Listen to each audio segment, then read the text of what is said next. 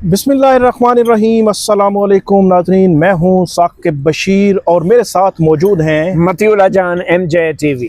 Supreme court से हम एक बड़ी ख़बर पर आज बात करेंगे। हम बैठे सुप्रीम कोर्ट में हैं, लेकिन ख़बर है इस्लामाबाद हाई कोर्ट से मुतल्लिक। चीफ जस्टिस सरफराज डोगर, उन्होंने जब से हलफ उठाया है, या यूँ कहिए कि जब से ट्रांसफ़र जजेस इस्लामाबाद हाई कोर्ट आए हैं, इस्लामाबाद हाई कोर्ट हिल के रह गई है। अब एक बड़ी खबर यह है कि कल दिन 2 बजे इस्लामाबाद हाई कोर्ट के चीफ जस्टिस ने फुल कोर्ट मीटिंग बुलाई है और फुल कोर्ट मीटिंग में तमाम जजेस जो है वो शामिल होंगे। ये इंतज़ामी साइड की फुल कोर्ट मीटिंग है और इस मीटिंग में मेरा ये ख्याल है कि ये एक नॉर्मल मीटिंग नज़र नहीं आ रही, क्योंकि डायरेक्टली पांच जज वो हैं जो इस मीटिंग में बैठेंगे, जो चीफ जस्टिस जैसे सरफराज डोगर उनके खिलाफ और 2 और जो जजेस हैं ट्रांसफ़र होके आए उनके खिलाफ एक कानूनी जंग सुप्रीम कोर्ट ऑफ पाकिस्तान में लड़ रहे हैं। और हमने देखा कि इस्लामाबाद हाई कोर्ट में जब कायम मकाम चीफ जस्टिस जैसे सरफराज डोगर थे तो बहुत ज़्यादा तब्दीलियाँ आई इंतज़ामी साइड पे, बल्कि जुडिशल साइड पे भी बड़े गैर मामूली अंदाज में उसको जो है वो झंझोड़ा गया, तब्दीलियाँ की गई। और अब जब कंफर्म हुए हैं, मुस्तकिल हुए हैं, तो उसके बाद भी वो मामला रुका नहीं है। जस्टिस बाबर सत्तार और जस्टिस सरदार एजाज शाह खान, उनके हवाले से हमने बड़ी तफसील के साथ कल बात की थी कि ये वो 2 जज हैं जो जस्टिस सरफराज डोगर उनको चीफ जस्टिस की मुबारकबाद देने नहीं गए थे। अब जो है उनका टैक्स का जो है एक स्पेशल बेंच बना है, सिर्फ टैक्स के केसेस वो सुन सकते हैं और जो कॉन्स्टिट्यूशनल मैटर्स हैं, इस किस्म के जितने भी केसेस पहले वो सुनते थे, 2000 के करीब केसेस जो है वो दीगर बेंचेस को मुंतकिल किए जाने का वाज़े इम्कान जो है वो मौजूद है। जो मास्टर ऑफ रोस्टर है कि केसेस की फिक्सेशन किसने करनी है, कौन सा केस किस बेंच में जाएगा, फिर बेंचेस की तश्कील किस तरह होगी, सारा कुछ चीफ जस्टिस सरफराज डोगर उनके हाथ में है। एडमिनिस्ट्रेशन कमेटी, जिसने पूरे इस्लामाबाद जो हाई कोर्ट है उसके सारे इंतज़ामी मामलात देखने होते हैं, उस कमेटी को पहले जस्टिस आमिर फारूक ने तब्दील किया, उसमें पुराने जजेस को निकाला, नए और ट्रांसफ़र जजेस को शामिल किया। फिर जब जस्टिस सरफराज डोगर आए तो उस वक्त भी ये तब्दीलियाँ होती रहीं। रूल्स में तब्दीली हुई, एडमिनिस्ट्रेशन कमेटी में तब्दीली हुई, जो सर्विस रूल्स हैं जो यहाँ के इस्लामाबाद हाई कोर्ट के, उन रूल्स में तब्दीलियाँ हुई, कमेटियों में तब्दीलियाँ हुई। इंतज़ामी साइड से जुडिशल साइड की तरफ मामलात, जुडिशल साइड को भी जो है वो कहीं ना कहीं उसमें तब्दीलियाँ करने की कोशिश की गई इंतज़ामी अहकामात से। तो ये 5-6 मेजर मैं ये समझता हूँ कि वो पॉइंट्स हैं, जो नुकात हैं, कल इस कमेटी में हाईलाइट होने का इम्कान है। और ये एक धुआंधार किस्म की फुल कोर्ट मीटिंग मुझे ऐसे लगता है होने जा रही है। और ये 6 जजेस ने जो ख़त लिखा था मती साहब, ये 25 मार्च 2024 को, उस खत के बाद सुप्रीम कोर्ट ने अज खुद नोटिस लिया, तमाम हाई कोर्ट्स से तजावीज़ मांगी कि मुदाखलत को रोकने का तरीकाकार क्या होना चाहिए। और उसके बाद तमाम हाई कोर्ट्स की तरह इस्लामाबाद हाई कोर्ट में भी फुल कोर्ट की मीटिंग हुई थी। और उस फुल कोर्ट की मीटिंग में क्या हुआ था वो तो आपने बताना है कि उसमें क्या हुआ था। मतलब फुल कोर्ट की अफादियत में भी हमने बात करनी है कि एक फुल कोर्ट मीटिंग बैठती है, फैसले करती है, उन फैसलों का क्या हुआ कि हम तवक्को लगाएं कि कल होने वाली मीटिंग में जो फैसले होंगे उन फैसलों से भी हम फ्यूचर अदलिया जुडिशरी में कोई तब्दीली का या उस पर मुस्बत असरात का हमको जो है फ्यूचर देख सकें। तो क्या आप क्या कहेंगे इस फुल कोर्ट मीटिंग पे? पहले तो बात करें कि फुल कोर्ट मीटिंग बुला ली गई है आखिरकार। अब शुक्रिया साकिब। पहली बात तो यह है कि तमाम हाई कोर्ट्स के अंदर जो फुल कोर्ट मीटिंग्स हैं वो बड़ी गैर मामूली बात है। ये सुप्रीम कोर्ट की तरह नहीं है जहाँ पे फुल कोर्ट मुलाकातों की एक रवायत है। और अभी 8 सितंबर को भी full court meeting supreme court में बुलाई गई है। और उस फुल कोर्ट मीटिंग का क्या एजेंडा है, बुनियादी तौर पे जो कवायद यहाँ पे जारी किए गए थे, बज़ाहिर जो बाय सर्कुलेशन मंजूर करवाए गए थे, अब वो आमने सामने बैठ के तकरीबन 25 जजेस जो हैं वो फुल कोर्ट मीटिंग, जिसकी सरबराही चीफ जस्टिस याहिया अफरीदी कर रहे थे। और सुप्रीम कोर्ट में जो फुल कोर्ट मीटिंग है, ये वो वाली मीटिंग है जिसका तकाजा जो है जस्टिस मंसूर अली शाह, जस्टिस मुनीब अख्तर ने बहुत पहले किया था और कहा था कि ये फुल कोर्ट मीटिंग या तो कमरा अदालत में बुलाई जाए, जिसके सामने 26वीं आनी तरमीम की दरख्वास्त लगाई जाए, या फिर इस मामले को इंतज़ामी साइड पे बुलाया जाए। तो अब जो है 8 सितंबर को सुप्रीम कोर्ट के अंदर तो फुल कोर्ट मीटिंग जो हो रही है वो इंतज़ामी साइड पे, और कमरा अदालत में वो एक नया अदालती साल की जो तकरीब होती है, मालूम नहीं वो 25 जज कैसे बैठेंगे, बड़े एक दूसरे से करीब हो जाएंगे, कोनी से कोनी टकराएंगे, कंधे से कंधा मिलाएंगे। जो कुर्सियां हैं वो छोटी तो नहीं करनी पड़ेगी ताकि 25 आदमी बन जाए। लेकिन मुझे लगता है कुछ आप बेंच या स्टूल बनाने पड़ेंगे इनको जजों के लिए। तो वैसे भी अब कुर्सियां तो वो बड़ी बड़ी रही नहीं, अब कुर्सी की anyway, वो ये तो सुप्रीम कोर्ट की बात है ना साकिब। मैं बात कर रहा था कि हाई कोर्ट्स में अब देखे ना, लाहौर हाई कोर्ट है जैसे जी, अब आप इमेजिन करें अगर लाहौर हाई कोर्ट का 60 जज है, अभी पता नहीं कितनी वैकेंसी है वहाँ पे, 50 के करीब तो जजेस अभी वहाँ पे भी होंगे। तो वो अगर 50 जज फुल कोर्ट में बैठते हैं तो वो बिल्कुल ही एक जलसा गाह होगा। जी जी, 50 जज हाई कोर्ट के, तो हर जज बात करना चाहता है, कोई नहीं भी करना चाहते हैं। तो चीफ जस्टिस आलिया नीलम अब पता नहीं फुल कोर्ट बुलाएंगी तो वो एक कैसा माहौल होगा। इसी तरह इस्लामाबाद हाई कोर्ट में कुल 13 जजेस हैं। अब chief justice Sarfaraz Dogar chief justice बनने के बाद, कंफर्म होने के बाद, ये उनकी पहला फुल कोर्ट इजलास है। और अब इसमें सबसे अहम सवाल यह है कि क्या वो जो 6 जजेस जिन्होंने खत लिखा था, क्या वो इस इजलास में शरीक होंगे या नहीं। मेरा ये ख्याल है कि उनको शरीक होना चाहिए और होंगे भी। उसकी वजह यह है कि ये उनके पास एक बेहतरीन मौका है कि वो अपना मौक़िफ़ फुल कोर्ट के सामने रखें, उसको रिकॉर्ड का हिस्सा बनाएं, उन तमाम मामलात के ऊपर जो मैं और आप जो है रिपोर्ट कर रहे हैं। मिसाल के तौर पे जिस तरीके से चीफ जस्टिस सरफराज डोगर ने चीफ जस्टिस बनते ही उसी रोज़ ही इंतज़ामी कमेटी तब्दील कर दी, फिर बतौर चीफ जस्टिस जो है इंतज़ामी अहकाम जारी करने शुरू हो गए, बेंचेस की तश्कीलें नौ कर दी, उखाड़ पछाड़ शुरू कर दी, केसेस कुछ जजेस से चलते केसेस ले लिए गए। कल ही की बात है जो नए बेंचेस ने अब काम शुरू कर दिया है, और 2 सीनियर जजेस जो हैं जस्टिस बाबर सत्तार और जस्टिस सरदार एजाज इसाक, उनके जो है वो सिंगल बेंच ख़त्म ही कर दिए हैं। तो ये बड़ी 2000 केसेस 2000 केसेस जो हैं वो मुतासर हुए हैं। तो ये सारी चीज़ें जो हैं ये हाई कोर्ट्स के कवायद के तहत होती हैं। अब कवायद में जो जो तब्दीलियाँ चीफ जस्टिस ने अमली तौर पे कर दी हैं, अब उनकी मंजूरी तो लेनी पड़ेगी। दूसरा सवाल यह है कि क्या 13 जजेस जो हाई कोर्ट के हैं, इसमें चीफ जस्टिस डोगर के पास इतना एतमाद, इतना कॉन्फिडेंस कहाँ से आया कि उन्होंने तमाम जजों का इजलास बुला लिया। वो कॉन्फिडेंस बज़ाहिर ये लग रहा है कि बज़ाहिर वो ये समझते हैं कि उनके पास अक्सरियत आ गई। यानी कि अगर 13 जजेस का जायज़ा लिया जाए तो उसमें से अगर 4 या 5 जजेस जो ख़त वाले जजेस हैं जिन्होंने ख़त लिखा था खुफिया इदारों के ख़िलाफ़, तो वो जस्टिस मोहसिन कियानी हो गए, जस्टिस बाबर सत्तार हो गए, जस्टिस तारिक महमूद जहांगीरी हो गए, जस्टिस समन रिफत हो गए, या जस्टिस सरदार इसाक खान हो गए, तो ये 5 जजेस हो गए।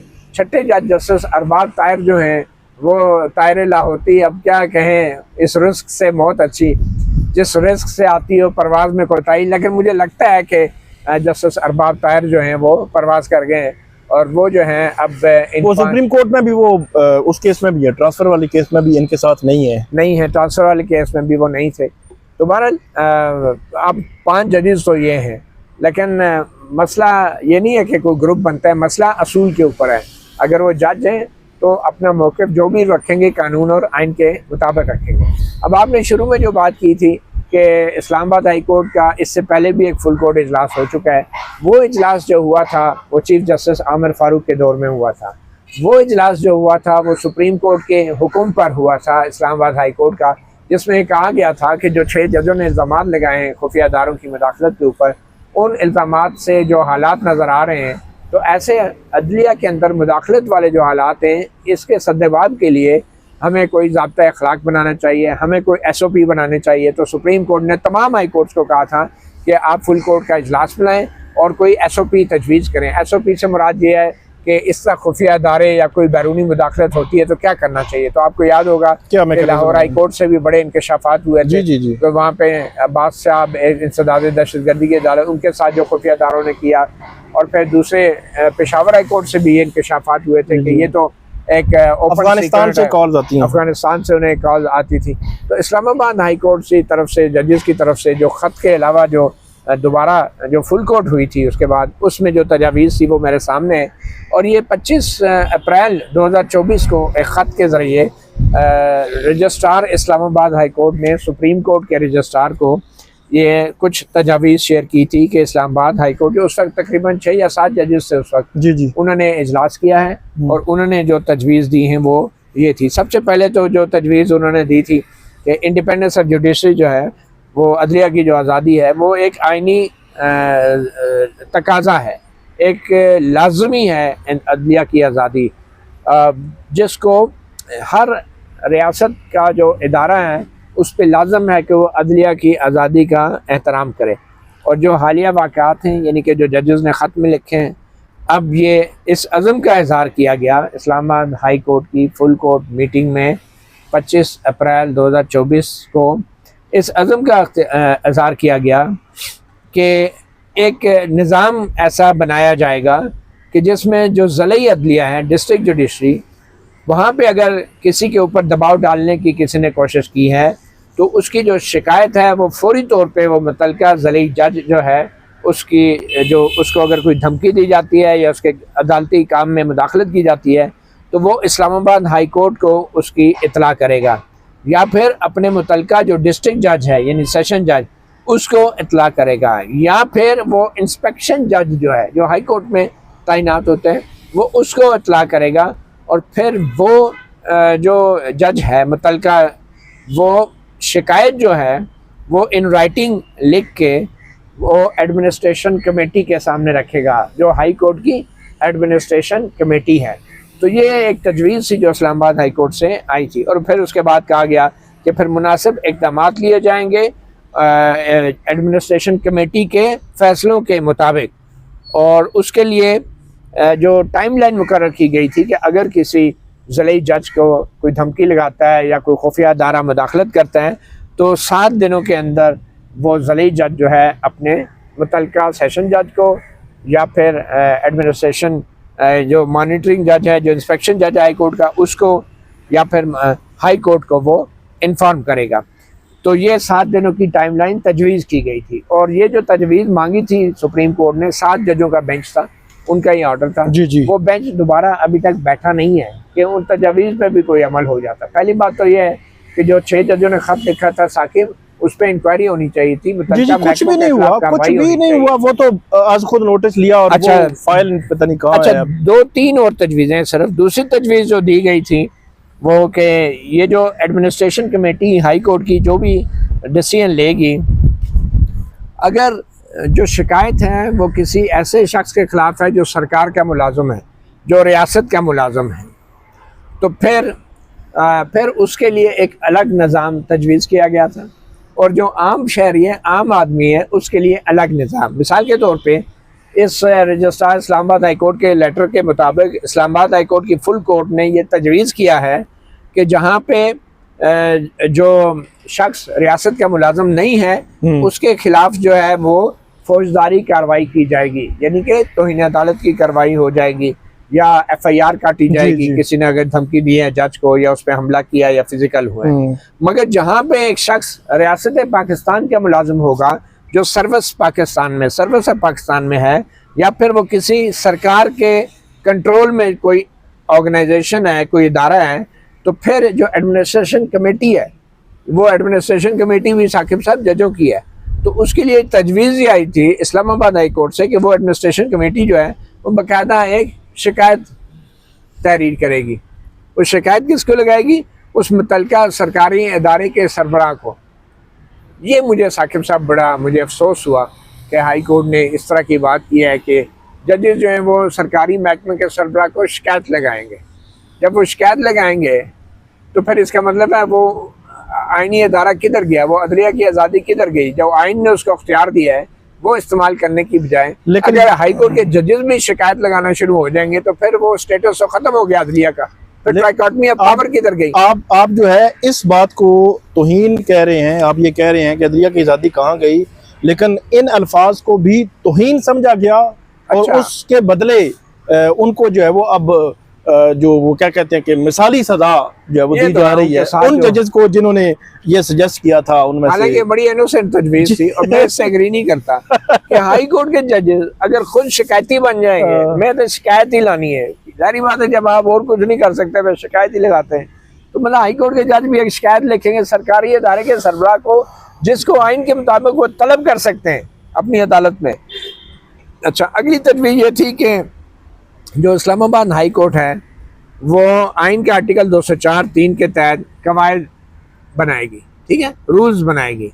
इस बात को यकीनी बनाने के लिए कि अदलिया की आज़ादी को तहफ़्फ़ुज़ दिया जाए और ऐसा निज़ाम वज़ा करने के लिए कि वो तमाम लोग जो अदालती वर्क में मुदाखलत करते हैं और जो अदलिया की बदनामी करते हैं, उनको डराते धमकाते हैं, उनके ख़िलाफ़ सख्त कार्रवाई की जाए। इसके लिए रूल्स बनाए जाएंगे।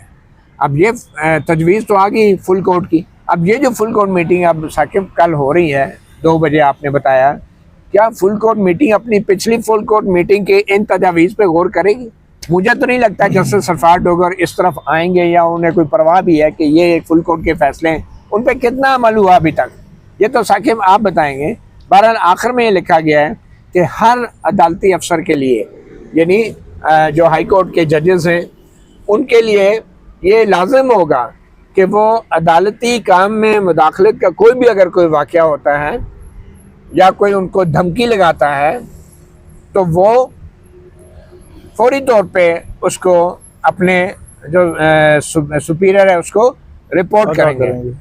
और अगर डिस्ट्रिक्ट जज के साथ होता है तो वो फिर हाई कोर्ट को रिपोर्ट करेंगे या इंस्पेक्शन जज जो हाई कोर्ट का है उसको रिपोर्ट करेंगे 7 दिन के अंदर। और अगर वो 7 दिन के अंदर ऐसे वाक़े को रिपोर्ट नहीं करते तो फिर वो मिसकंडक्ट कंसिडर होगा। तो ये तजवीज़ तो दे दीजिए साकिब, तो इन तजवीज़ पे कितना अमल हुआ होगा आपके ख्याल में इस्लामाबाद हाई कोर्ट में? अच्छा, जो आप तजवीज़ की बात कर रहे हैं, ये तो वो क्या कहते हैं कि पूरा ग्राउंड सेट करके, पूरी फील्डिंग सेट करके, एम्पायर भी अपने, टीम ए भी अपनी, टीम बी भी अपनी, बाहर बैठे तमाशाई भी अपने, पूरे ग्राउंड में फील्डिंग सेट करने के बाद अभी रिसेंटली जस्टिस याह्या अफरीदी साहब ने एक मीटिंग की, वो रूल्स मेकिंग कमेटी उस कोई मीटिंग थी जिसमें तमाम हाई कोर्ट्स के चीफ जस्टिस थे। नहीं, वो national judicial policy making committee, yes, national judicial policy making committee, उसमें अटॉर्नी जनरल भी थे। तो कागजों का मुंह भरने के लिए जो हमारे याह्या अफरीदी साहब हैं, उन्होंने यही तजावीज़, ये जो आपने पढ़ी हैं, तकरीबन 70 से 80% यही तजावीज़ कि वो 14 दिन में वो देगा, मतलब वो 24 घंटे में वो अपनी देगा जी, कंप्लेंट फाइल करेगा, उसका नाम सीगा राज में होगा, 14 दिनों में डिसाइड होगा, ये वो अभी तक अमली तौर पे कुछ नहीं। जो कागजों का मुंह भरने के लिए याह्या अफरीदी साहब ने ये काम तमाम चीफ जस्टिस से मिलकर कर दिया। और मैंने आपको बताया कि ये उस वक्त काम किया गया है जब पूरे ग्राउंड में हर तरफ खुद ही है, ठीक है। जो आपने एडमिनिस्ट्रेशन कमेटी की बात की वो बड़ी इंपॉर्टेंट है। मैं हमेशा जब भी बात करते हैं एडमिनिस्ट्रेशन कमेटी की, इस्लामाबाद की इंतज़ामी कमेटी बहुत पावरफुल और बहुत अहम कमेटी समझी जाती थी। इस वक्त कौन है? लेकिन और उसमें यह था कि टॉप 3 जो है वो इसी कमेटी में होंगे, जो भी टॉप 3 होंगे वो इसी कमेटी में सीनियर 3 जज, ठीक है, चीफ जस्टिस प्लस 2 जज सीनियर। आमिर फारूक साहब ने ये किया शुरू में, जब वो उन्होंने पहले तो एडमिनिस्ट्रेशन कमेटी को हिलाया, आपस तीसरा पता नहीं जज कोई और शामिल किया। अब जो खबर है वो ये है कि चीफ जस्टिस प्लस उनके नॉमिनी प्लस उनके नॉमिनी। अब अगला सवाल आपका होगा, उनके नॉमिनी तो जस्टिस मोहसिन अख्तर कियानी भी हो सकते हैं या 5 जज भी हो सकते हैं। कैसे हो सकते हैं जी 5 जज, कि वो तो उनके खिलाफ जी वो सुप्रीम कोर्ट में केस लड़ रहे हैं, वो तो नहीं हो सकते। इसलिए या तो ट्रांसफर जज या एडिशनल जज, मतलब ट्रांसफर जज जो है वो सिंध से जो आए हैं 6 महीने पहले, उनको इस्लामाबाद हाई कोर्ट की इंतजामी कमेटी में पहले दिन, दूसरे दिन, चौथे दिन डाल दिया गया। जो बलोचिस्तान से आए हैं अभी एडिशनल जज हैं, उनको डाल दिया गया, या इस्लामाबाद के एडिशनल जज, अब मुझे एग्जैक्ट याद नहीं, तो 3-4 ही हैं, 2 ट्रांसफर हैं, 2 एडिशनल जज हैं, तो उनमें से कोई जो है वो चीफ जस्टिस साहब के साथ है।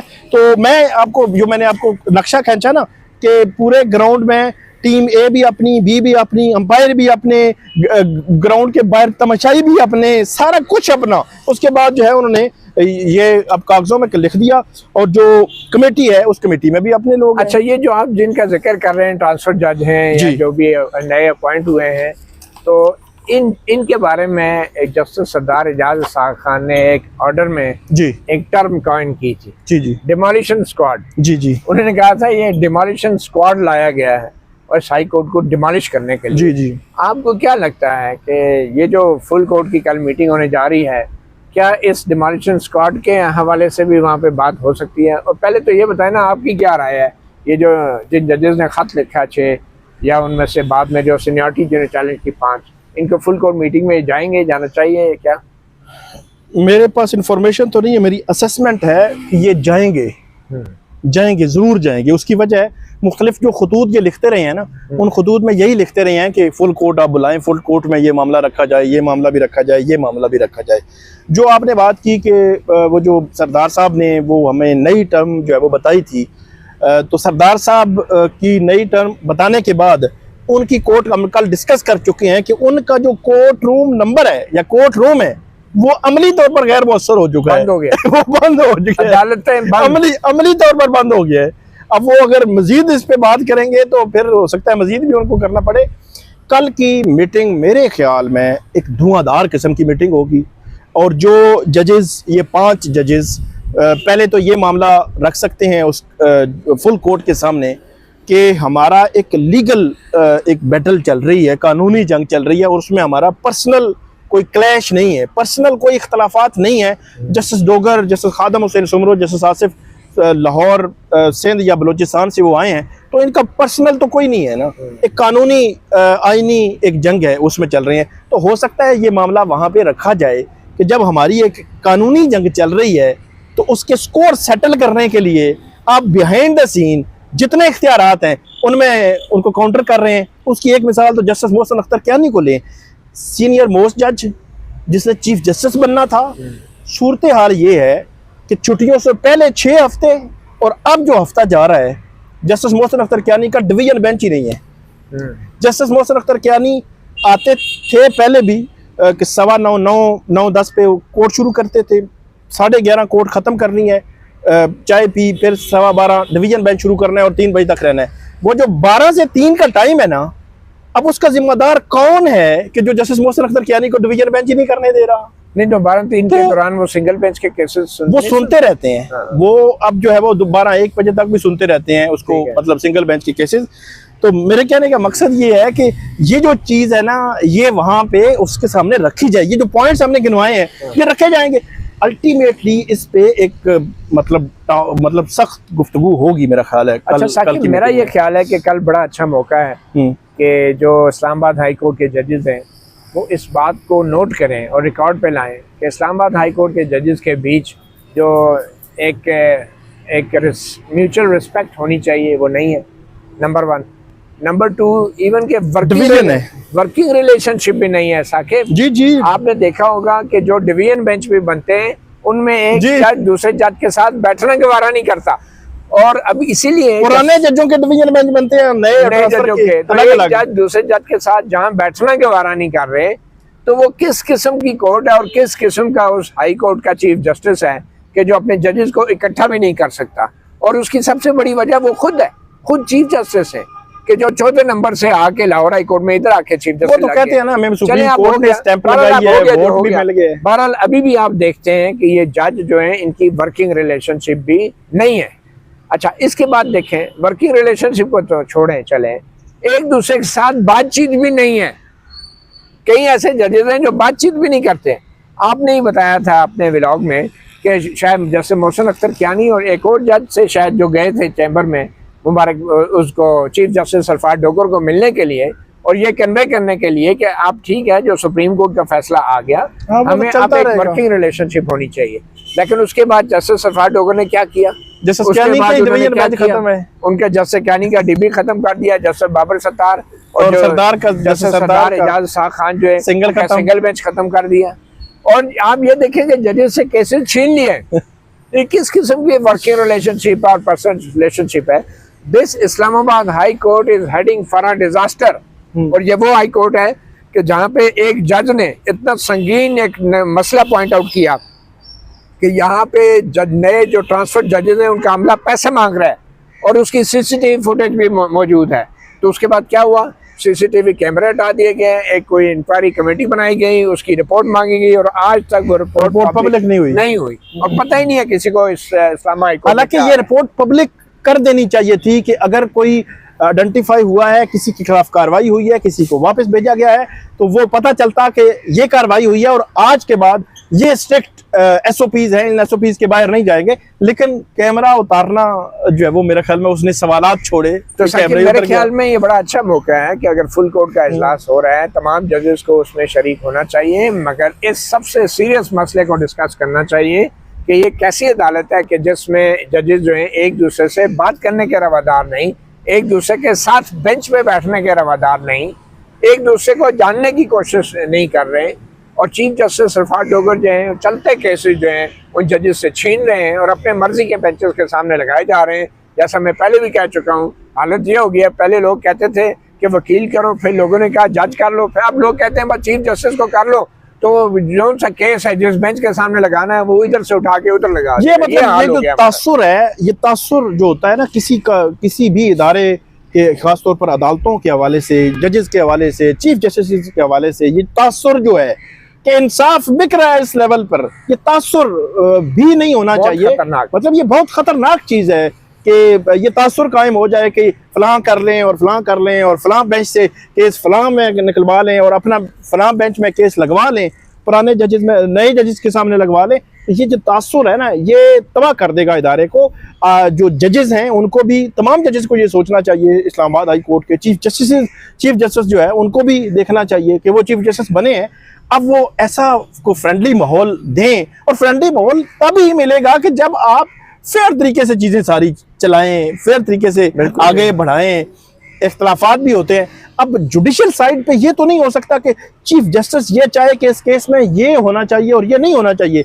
ये तो नहीं हो सकता कि आप नंबर 1 से 11 तक के जजेस में से 5 जजेस को कहें कि इनको तो केस ना मार्क करें जी, अर्जेंट केस, उनको अर्जेंट केस जो है वो 2-2 केस मार्क हो रहे हैं, उनको केस ही मतलब इंपॉर्टेंट केस ही मार्क नहीं हो रहे। नए जजेस को या ट्रांसफर जजेस को केस मार्क जो होते हैं। तो ये जो एक तकसीम है ना, उस तकसीम की वजह भी है ना, तो तकसीम की जो वजह है, जो रीजंस हैं, वो खत्म होगी तो मेरा ख्याल है माहौल भी फ्रेंडली हो जाएगा और अदालतें भी चल पड़ेंगी। मेरे ख्याल में इस माहौल का अब नतीजा ये निकला है कि जज तो जज, चीफ जस्टिस तो चीफ जस्टिस, अब रजिस्ट्रार और उसका जो अमला है वो भी हाई कोर्ट के जजेस की नहीं मानता और नहीं सुनता है। उनको भी पता है कि इस वक्त इस हाई कोर्ट का एक ही बादशाह है और वो जो एक रिस्पेक्ट वो असल में के लिए रजिस्ट्रार के अमले में वो भी अब नहीं। एक बात जो रजिस्ट्रार भी डिफाई करता है, हमारी जो बात हुई है, जो मैंने कुछ जराए से, जो रजिस्ट्रार ऑफिस के खास तौर पर उनका ये कहना है कि हम इस्लामाबाद हाई कोर्ट के सरकारी मुलाजिम हैं या अफसर हैं, हमारे सामने एक जज भी इतना ही काबिल एहतराम है जितना चीफ जस्टिस है, लेकिन वो कहते हैं कि हतमी पावर हमारी नौकरी की, हमारी इंक्वायरियां खुलने की, हमें जो है वो क्लीन चिट देने की या गिल्टी करार देने की वो चीफ जस्टिस के पास है। वो कहते हैं वो ये समझते हैं, फर्द वाहिद हो या उनके 3 बंदे बैठे हो या 2 कमेटी है ना, हाँ, तो वो ये समझते हैं कि जो रजिस्ट्रार ऑफिस वाले, तो फिर हमें प्रेफर करना पड़ता है चीफ जस्टिस की बात को, क्योंकि हम भी बाउंड हैं, हम या तो फिर या हम भी इनकलाबी बन जाएं और हम जो है वो सारा कुछ छोड़ छाड़ के चले जाएं, और जो है वो इसलिए हम जो है वो चीफ जस्टिस की बात को हमें प्रेफर करना पड़ता है और हम करते हैं और आगे मेरे ख्याल में आखिर में बात को अगर समेटा जाए तो ये इस्लामाबाद हाई कोर्ट की जो तबाही है उसकी वाहिद वजह सुप्रीम कोर्ट ऑफ पाकिस्तान है और चीफ जस्टिस काजी फजीसा उनसे पहले वाले जजेस हैं, बल्कि उनके बाद जो आने वाले चीफ जस्टिस याही अफरीदी ये हैं। सुप्रीम कोर्ट इसलिए जिम्मेदार है, जस्टिस अमीनुद्दीन खान को बिल्कुल ना भूलें, अमीनुद्दीन खान भी वो आईनी बेंच जो, और इसकी मेन वजह ये है कि जो 6 जजों ने एक अनप्रेसिडेंटेड खत लिखा था खुफिया इदारों की मदाखलत के हवाले से, उस खत के ऊपर आज तक कुछ भी नहीं किया।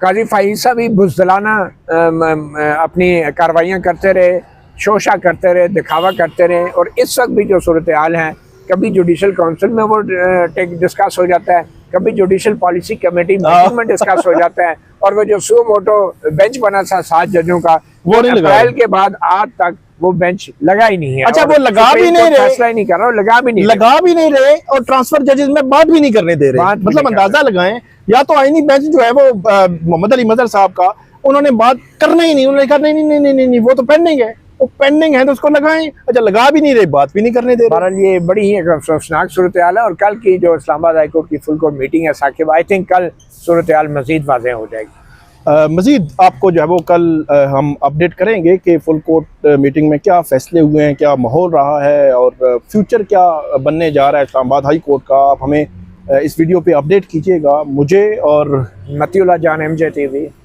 हमें दीजिए इजाज़त। अल्लाह हाफ़िज़। अल्लाह हाफिज़।